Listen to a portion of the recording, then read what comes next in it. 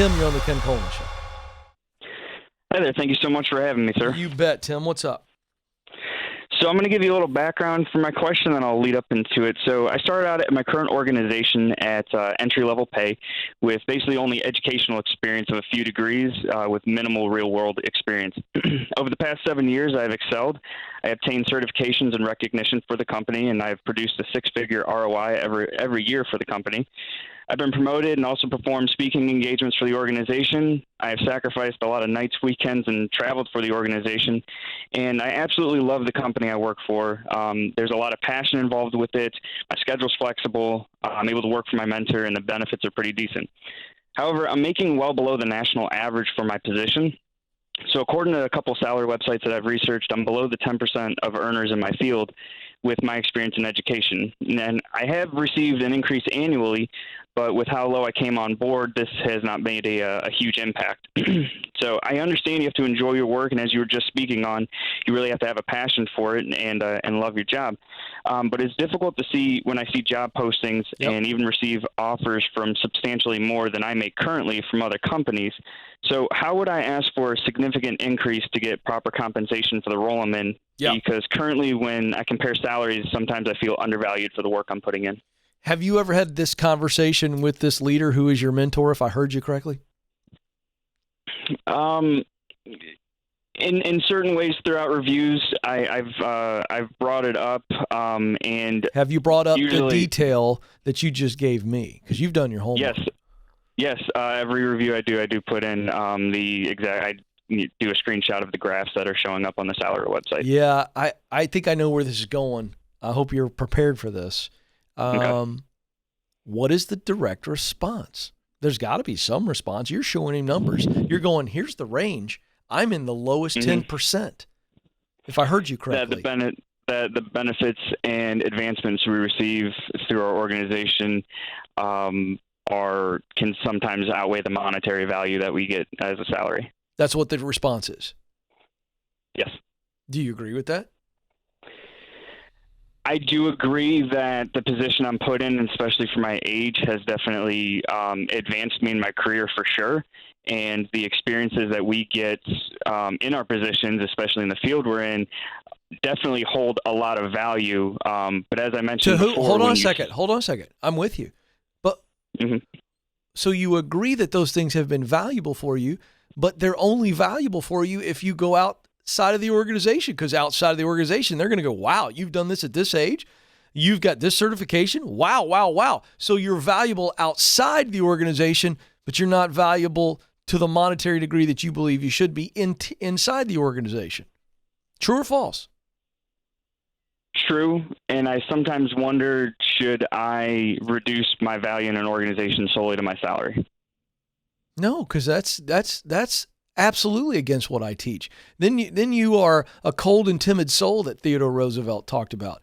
You're just going, well, they're only going to pay me this much, so now I'm going to provide what I think is the value for that. And now all of a sudden you're going to downshift significantly. How's that going to feel every day going into that?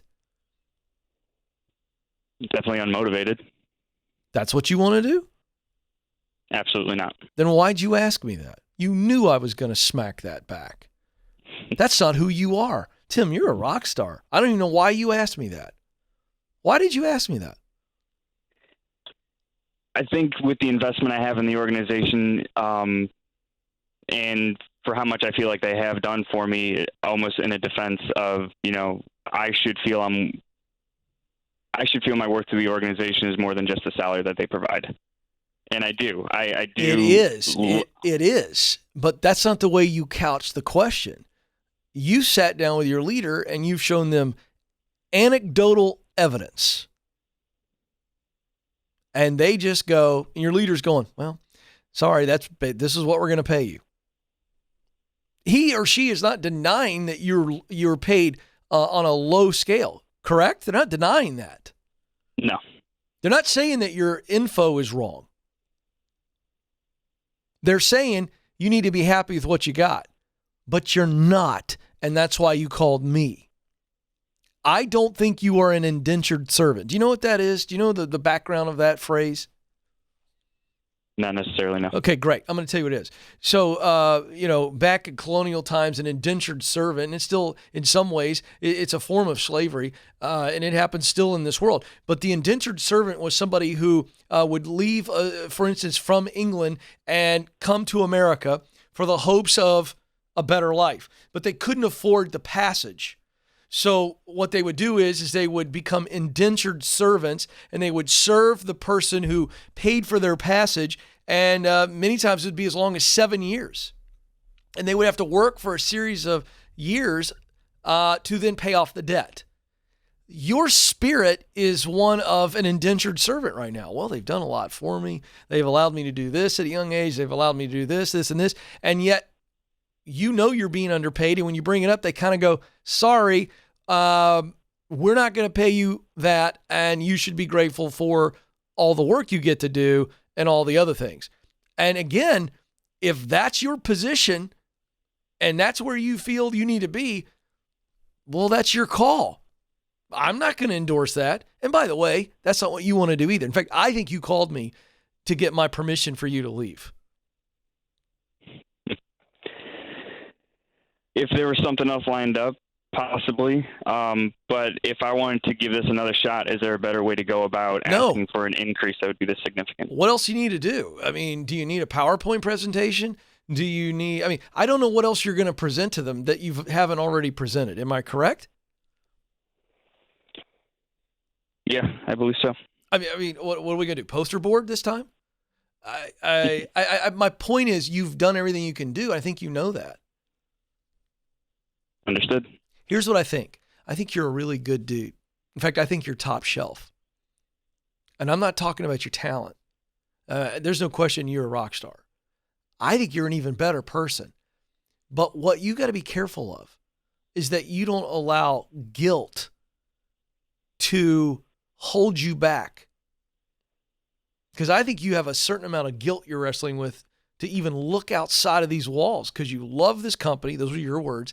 And your boss is your mentor. And I think you're handcuffed to this person, and he knows it.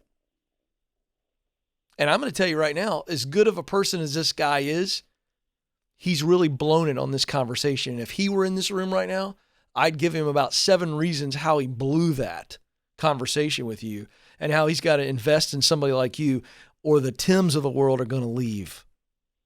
I think you start looking today. So here's the answer to your question, but it's not the one you expected. Start looking today.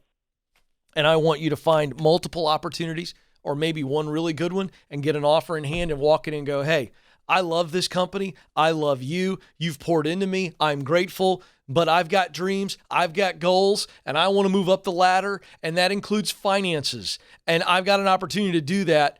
I don't want to leave, but I'm going to take this offer. If you want me, it's got to be this, and I'm out. And that's what you got to do.